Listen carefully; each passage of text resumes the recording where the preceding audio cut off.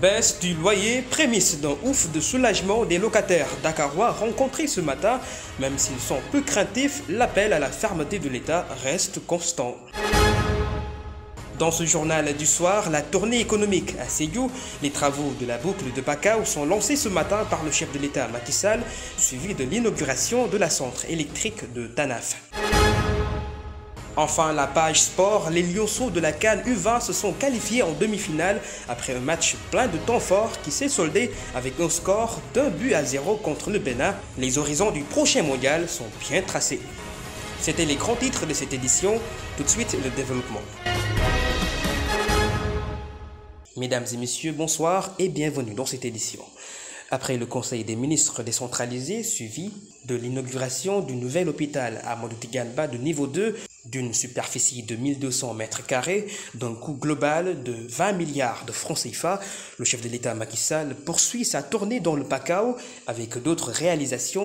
Ce jeudi matin, 4e journée de la tournée économique, le président a procédé au lancement des travaux de la boucle du Bakau allant de Sandiniéry à Sarayuba en passant par la cité religieuse de Karantaba et par la commune de Kolibantan. Toujours dans ce même département de Goudomp, le chef de l'État a inauguré la centrale électrique de Tanaf, où l'Organisation pour la mise en valeur du fleuve Gambie vient de mettre en service le poste de transformation électrique de 225 sur 35 kV. Cette infrastructure d'un coût de 5 milliards de francs CFA permettra d'améliorer la qualité des services de la Sénélec.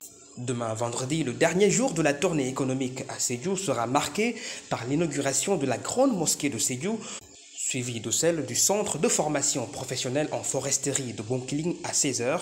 La visite dans les localités de Bogal et de Nyamakuta sera la phase terminale.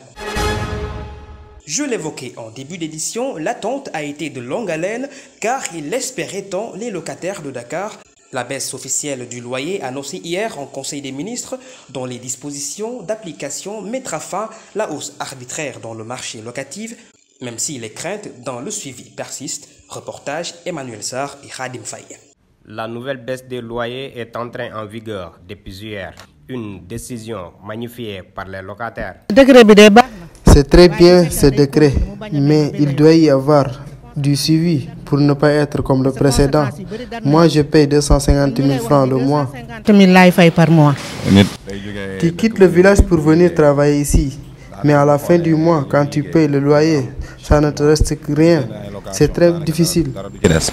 Et pourtant, cette cherté est bien justifiée par les bailleurs qui tiennent la plupart des maisons dans la capitale à titre d'habitat. Parmi l'un des prétextes figure l'achat de matières premières en construction. Pour moi, c'est inutile cette diminution, car ça sera que pour eux. Les propriétaires des maisons ne vont pas diminuer, même si le ciment et le fer sont en baisse. Ils vont continuer dans cette même lancée. En Conseil des ministres hier, un nouvel organe de supervision dénommé Commission nationale de régulation des loyers des baux à usage d'habitat a été mis en place. Bien que salutaire, la population reste sceptique dans l'application. Ça ne sera pas facile de faire diminuer les propriétaires des maisons leur loyer. Ça sera une grande bataille entre bailleurs et locataires. Si on diminue, est-ce que les bailleurs ou les agents vont l'accepter? Car ils te laisseront payer 2 à 3 mois et après ils te diront de sortir car ils vont réparer leur maison. On risquera d'en finir au tribunal. Ce décret décidé hier à Sédhiou concerne que les habitations. Les locataires qui payent moins de 300 000 francs auront une baisse de 15%. Pour ceux qui sont entre 300 000 et 500 000, 10%. Et 5% pour ceux qui payent plus de 500 000 francs CFA. Le statut du courtier était aussi dans les dispositions de régulation prévues dans le cadre réglementaire annoncé par le chef de l'État sur la baisse du loyer. Un secteur du courtage dans lequel des milliers de Sénégalais œuvrent dans des difficultés doit être bien défini de façon formelle. Une doléance de Djibisow, un courtier de location résident à Yoff. Regardez. Tout le monde croit que les courtiers sont à l'origine de l'augmentation des loyers, alors tel n'est pas le cas.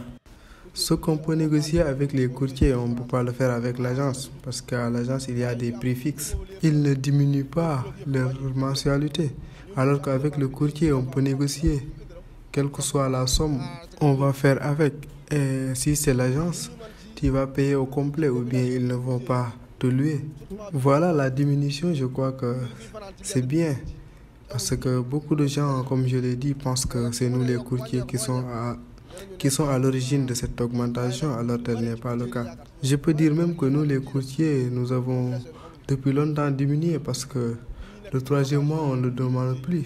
On essaie toujours d'aider les gens par la grâce de Dieu.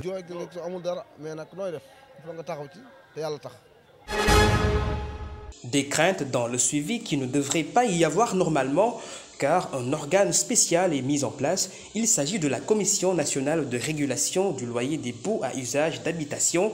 Une équipe dirigeante de 12 personnes et d'un secrétariat exécutif avec à sa tête l'actuel président des consommateurs du Sénégal, Momar Ndao, aura pour mission de veiller à l'application du dispositif de régulation du loyer qui concerne uniquement les locaux à usage d'habitation. Sur le cadre réglementaire bien défini en conseil hier, avec l'appui de l'autorité ministérielle chargée de la consommation, la nouvelle commission sera chargée de proposer des mesures pratiques visant à renforcer la lutte contre les hausses illicites et les pratiques spéculatives au niveau du marché locatif.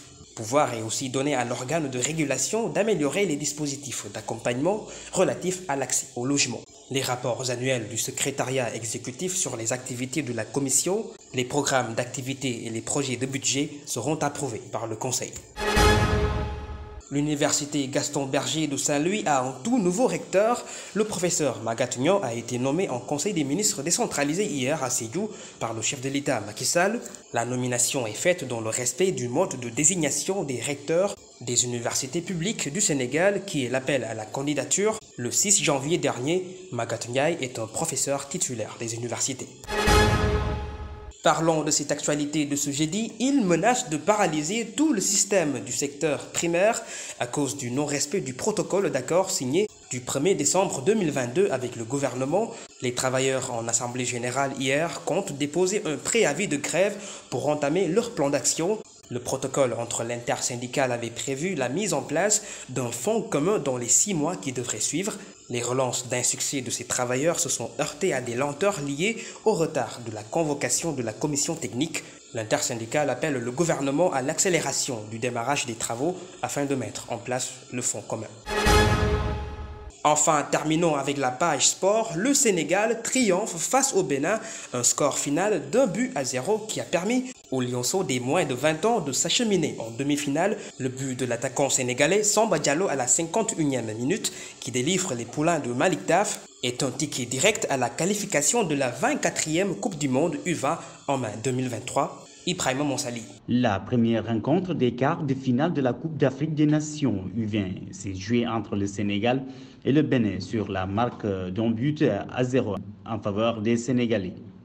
Les Lionceaux, très attendus pour cette affiche, qui ont survolé les phases de groupe avec 9 points, 0 but encaissé et 8 buts marqués face à une équipe qualifiée comme meilleure troisième.